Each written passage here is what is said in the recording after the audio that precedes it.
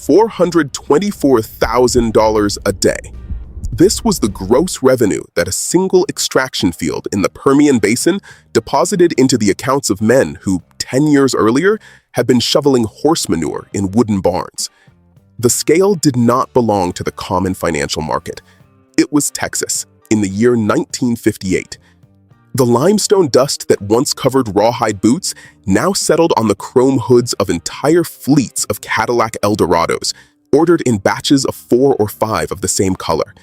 Money gushed from the sedimentary rock at a speed that the state legal framework simply did not have the legs to keep up with.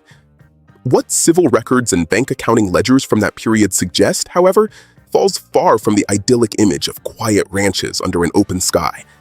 Behind 5-strand barbed wire fences, what was being built was an invisible gear of power. The kind of fortune that could buy the silence of entire districts before even the first drop of oil reached the refinery. The mechanism operated in the dark, and the price to maintain the touching Sunday appearances was paid in $100 bills, counted on mahogany tables far from public view. The investor who grew wealthy in Texas in the year 1958 did not move to New York. He brought the avant-garde architect into the middle of a donkey-tracked desert. Mid-century modern-style mansions with floor-to-ceiling glass walls and exposed steel beams were erected just a few yards from Hereford cattle pens. The visual contrast defined the new industrialist elite. Men who wore $300 Stetson felt hats with custom-tailored Italian wool suits strolled across brushed concrete verandas where the blue pool water contrasted with the dry earth of Midland. Executive aviation was born there out of pure geographical necessity. Private Beechcraft and Douglas DC-3 aircraft, once military cargo planes, were refurbished with buffalo leather armchairs and built-in mini-fridges. They took off from improvised runways torn right through cotton fields, carrying 3 or 4 producers to business lunches in Houston that lasted 40 minutes. Consumption was the signature of success. If a magnate bought a Navette-cut diamond jewelry piece for his wife at a Dallas jeweler, his rival ordered a replica twice as large the following afternoon for his own. It was a closed market, based on the physical weight of gold and the displacement of V8 engines cutting through the roads at night. Money needed to make noise. Yet silence was the most expensive commodity on those properties. The major decisions that shaped the urban infrastructure of Dallas and Houston did not entirely pass through the legislative assemblies in Austin. Many of them crystallized at the Petroleum Club, atop newly inaugurated skyscrapers, behind solid oak doors, and under dense clouds of Cuban cigar smoke imported via New Orleans.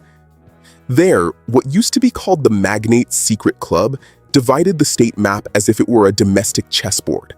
Soil drilling rights were secured through an informal concession system, where bribes were disguised as generous donations to religious orphanages or charitable foundations tied to circuit judges.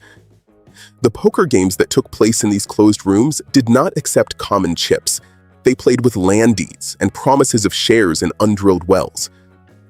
On nights in the year 1958, the ownership of tens of thousands of acres in oil counties changed hands before dawn tinted the sky gray. The great challenge for this elite was not just to accumulate, but to contain the leakage of reality. Directors' sons, who were involved in drunk driving accidents on state highways, saw their reports soften in official records before the sun rose. County sheriffs received monthly cash bonuses that exceeded the official state salary by several times. Bribery was not viewed as a crime. It was an operational cost of maintaining order. In the year 1958, a young employee of the Texas Railroad Commission, the technical body that in practice controlled oil production quotas, signed an internal audit report that should never have left the 3rd Inspection Subsecretariat. The document pointed to the existence of dozens of clandestine wells operating on the outskirts of Midland, all registered in the names of front companies, with addresses corresponding to vacant lots or decommissioned post office boxes in small New Mexico towns. The scheme used a technique approaching directional drilling. The drills entered at a legal point but deviated underground, invading oil reserves of public lands and small local farmers who lacked the means to hire drilling engineers. The volume of oil diverted and refined outside federal taxes added up to hundreds of thousands of barrels in just a few months. The report indirectly linked the accounts of some of these companies to one of the major Dallas banks, known for funding campaigns of state political committees. A few weeks after the text was drafted, the brown paper folders containing copies of the topographic maps vanished from the central archive during an electrical wiring renovation of the public building. The auditor was demoted to an isolated administrative post on the Mexican border, with a seemingly comfortable salary raise and an expanded confidentiality clause in his new employment contract. The machinery removed the obstacle without needing to fire a single shot. The Texan paradox reached its peak at 10 o'clock in the morning every Sunday. The same families that participated in influence networks and payments of judicial favors occupied the front pews of Houston Baptist and Methodist churches, displaying Bibles with genuine leather covers and signing donation checks with 4-digit amounts in full view of the pastor. Public morality was rigid, almost military. Divorce was a taboo capable of destroying arranged marriages that united cattle fortunes with mineral extraction wealth. High society women followed a strict behavioral protocol printed in the manuals of Christian ladies' leagues. White peccary leather gloves up to the elbows for charity tees, hair fixed with lacquer sprays that resisted the desert wind, and absolute silence about their husband's business. Behind the frozen smiles in the color photographs of the social columns of the Houston Chronicle, however, private rest clinics in neighboring states registered a constant flow of magnates' wives treated for chronic fatigue and dependence on barbiturates prescribed under altered names. Corporate and family betrayals were settled through private contracts for the division of hidden assets, drafted by law firms that charged fees comparable to the price of a brand new tractor per hour of consultation. The sanctity of the Texan family was an expensive construct, maintained through legal threats and social isolation for dissenters. Far from the closed halls, the real Texas moved on 4 wheels on black asphalt roads that cut through the gray immensity of the desert. The need for travel in a territory of continental dimensions transformed the automobile into an extension of the living room. The main network gas stations were not merely refueling points. They were leisure complexes illuminated by kilometers of red and blue neon tubes, equipped with air-conditioned restaurants and convenience stores selling everything from engine parts to custom hats and alligator leather boots. The mega drive-ins and roadside diners functioned as the true cultural centers of the youth and oil workers. The sound of V8 engines idling mixed with the noise of speakers attached to car windows, playing the fast-paced rockabilly of Johnny Cash and the traditional country music of Lefty Frizzell. It was the territory where class differences seemed to temporarily dissolve under the smell of barbecue grease and cheap cigarette smoke. But the illusion lasted only until the arrival of a highway patrol pickup truck. Certain isolated snack bars, located at strategic intersections of interstate routes, served as discrete meeting points for intermediaries transporting leather suitcases loaded with cash to pay pipeline right-of-way fees on private lands.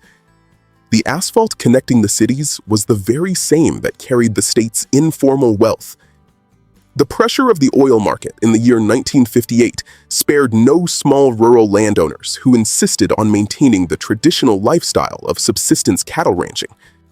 Those who refused the initial offers to buy their subsurface mineral rights, often made at values far below market price by representatives of large consortia, found themselves entangled in legal battles that dragged on for years in county courts.